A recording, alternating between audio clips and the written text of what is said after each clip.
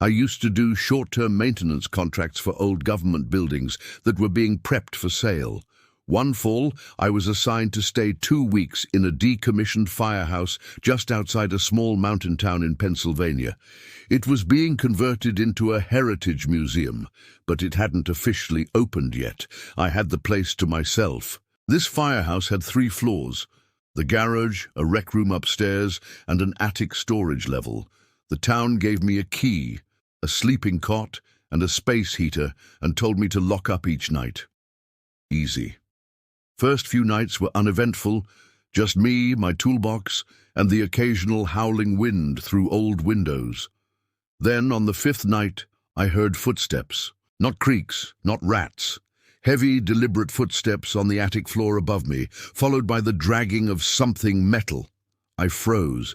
No one else had keys. The next morning, I went up to the attic. There were metal lockers lined up along the wall, the kind firefighters use for gear. One of them was cracked open. Inside, an old fireman's suit, boots, helmet, all covered in fine black soot. I closed it and locked it tight. That night I was brushing my teeth when I heard it again. Slow, deliberate steps. But this time, they came down the attic stairs. I stood still in the bathroom, my toothbrush shaking in my hand. The steps stopped outside the bathroom door, and then a whisper, gravelly, barely audible. We didn't save her. I slammed the door, grabbed my stuff, and slept in my truck till the end of the assignment. A week later, while turning in the keys, I joked to the city clerk about the attic.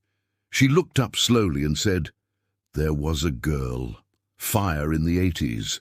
One firefighter died trying to save her. They never found his gear."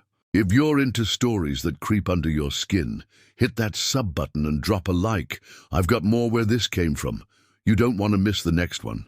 Trust me.